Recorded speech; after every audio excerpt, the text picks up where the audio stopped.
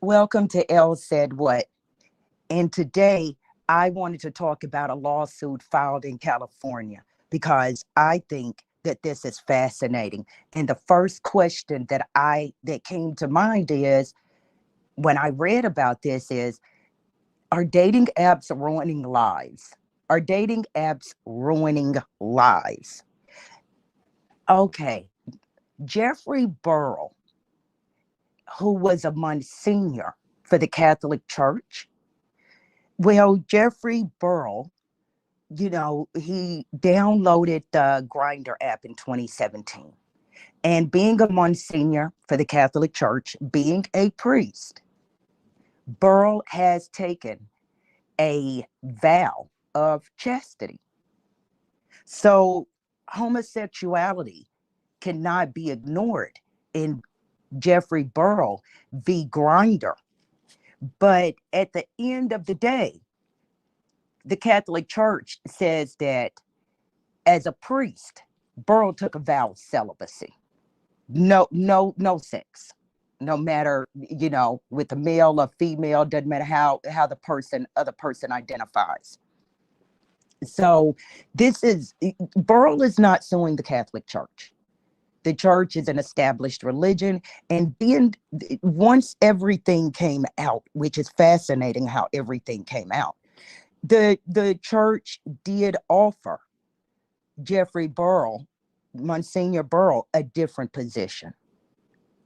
Burrill says that naturally he is suffering because he did not tell the world that he's a gay man, that he was outed by Grindr, and he's suing. He's suing. So Jeffrey Burrill filed suit Jeffrey Burrill filed suit against Grindr. And Grindr has another lawsuit where a user says that their HIV positive status was revealed. So what is Grindr? Is this dating app guaranteeing or even inferring privacy? I have no idea. I've not ever been on Grindr. And it didn't occur to me to go look because I see the lawsuits. Whatever privacy it is people think they have. Hey Trix, thanks for stopping in. Whatever privacy it is people think they have, obviously they do not. Because like I said, Grindr's also being sued for outing somebody's HIV positive status. But I just have to put this out there. Burrill is suing for $5 million. He got on Grindr, like I said, in 2017. And according to his claim, there was no indication that anybody outside of Grindr, anybody not on Grindr, could access the data on Grindr. And Monsignor Jeffrey Burrill is saying he would not have ever downloaded that app. If he had known, if he had even thought that him being on that app could get out. Now, Burrill, he was a top administrator for the United States Conference of Catholic Bishops, and the Catholic Church does teach, like most religions, out of the book, out of the Bible, no sex before marriage. And as a priest, right, Monsignor Burrill was theoretically, supposedly married to the church. So Burrill is saying Grindr did not protect his data, did not inform him that vendors could access it, leading him to lose his job as a top administrator for the Catholic Church and suffer, quote, significant damage, unquote.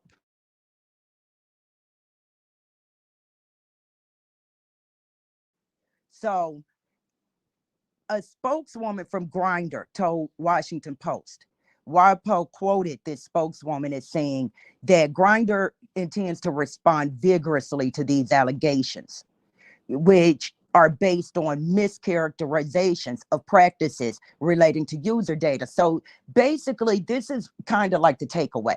Whether you get on Grindr, any kind of dating app, that those apps a lot of times in the fine print, have a right to sell your information to somebody else. And if you are a top administrator for the Catholic Church might just decide to become one of those vendors. Now, the way that I see it, the Catholic Church, because churches are also a business, they're a nonprofit business, but they're a business. And being nonprofit doesn't mean that you don't turn a profit. The Catholic Church has deep pockets. So so what happens is there's a publication called Pillar, Pillar. There's a publication called Pillar, and it's a newsletter, and it covers everything about the Catholic Church. Pillar is not a defendant in this lawsuit, but Pillar is who broke the story. So Pillar, this online newsletter, collected this information about Burrill from Grindr, showing that Burrill visited gay bars. So Pillar hired an independent firm to authenticate that information. So you've got a top administrator, Monsignor, visiting gay bars, and Pillar, the publication, has decided to verify it before running it, which is irresponsible. But if you run this story, you're effectively outing the priest. So the story made national headlines in 2021. And, there's a shift in the Catholic Church. If y'all hear that, that's Fur Baby. He has the zoomies. He's shoom all around the living room, all around the kitchen.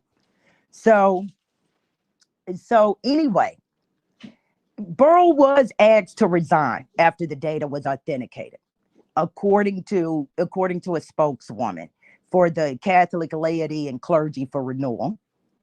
And he was asked to resign because of his, quote, improper behavior. And that improper behavior, it had been released because Pillar authenticated it, ran with the story. So according to Burrill's lawsuit, Pillar received the information from the Catholic Laity and Clergy for Renewal. So you see, Pillar, the newsletter, gets its information from CLCR, an arm of the Catholic Church, or a subsidiary. It's a nonprofit located in Denver. And according to its tax records, it aims to empower the church and carry out its mission. Do you think that you could have a job, even as a top administrator, that has an arm like the Catholic Laity and Clergy for Renewal that basically investigates its employees? Because that's eventually come to find out where Pillar got the information. So it's not Pillar, who is the vendor. It is the Catholic Church that set up a nonprofit as a vendor to get this information from these dating apps. So if you're cheating on your wife and you get on that one dating app, Ashley Madison, I don't even know if it still exists, and you work for the Catholic Church, very possible that your employers could find out. So Jade Hendricks, the president of the CLCR, wrote an email to Washington Post. That's who's all over this story. And if you can get around the paywall, you can find it, that the organization retrieved Grindr's data to help Catholic bishops to assist priests and seminarians in living their priestly vows.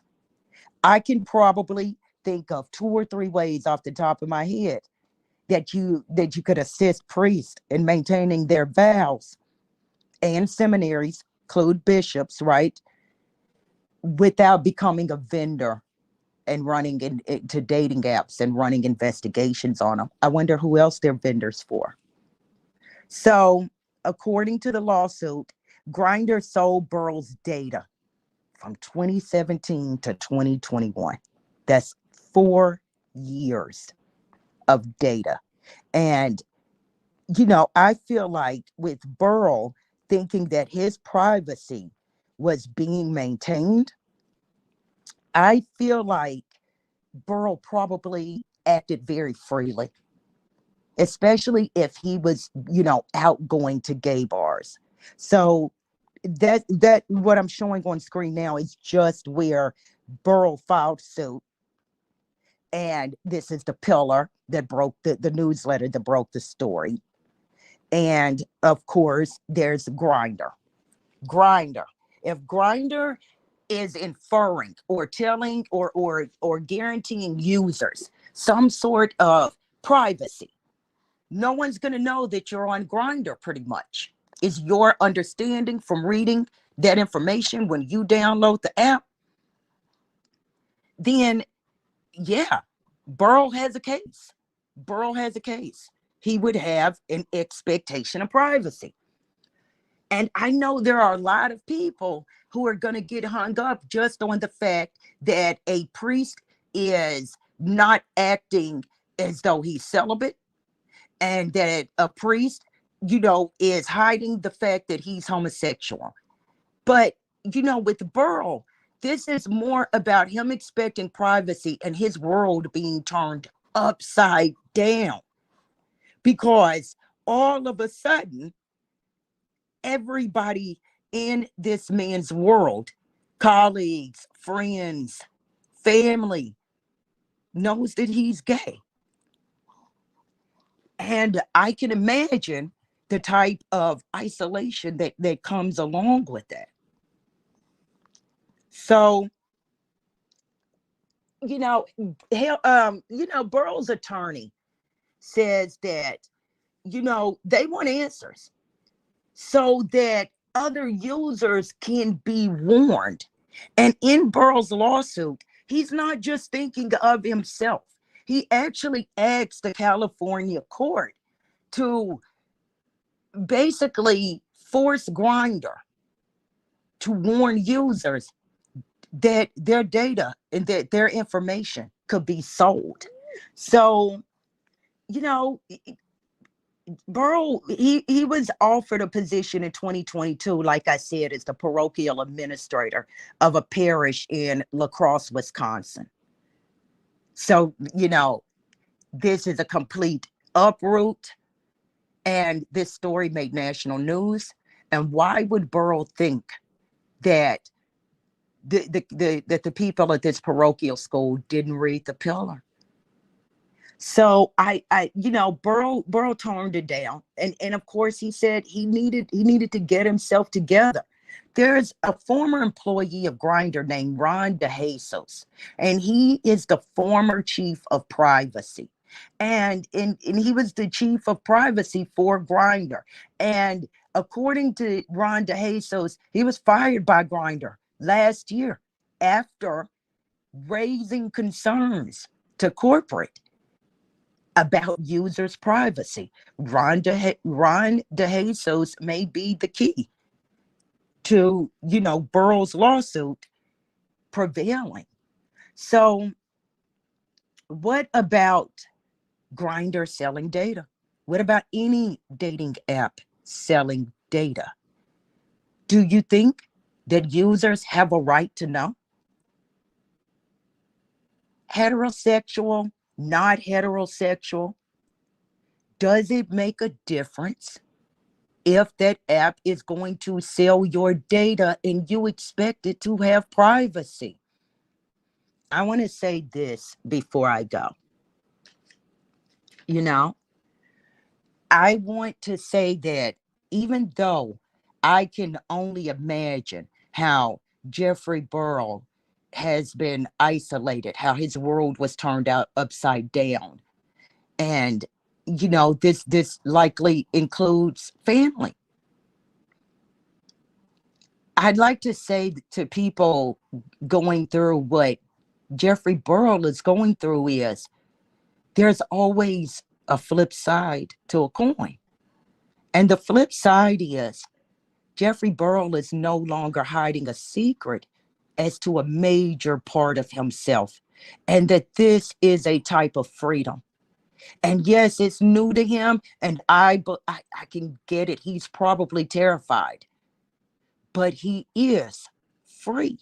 He is free to be himself. And now he is free to pursue his religious journey honestly. And I wish Jeffrey Burrill all the best. But I'd like to hear from you all in the comments. You know, do you think that there should be a warning on apps like Grindr, heterosexual or gay? It doesn't matter. They sell data. What do you think about working for an employer who creates a subsidiary to make sure that you are acting in line with their morality? Is it fair if you took the job agreeing to it? Or is that just way too invasive? When I clock out from a job, I'm clocked out 100%.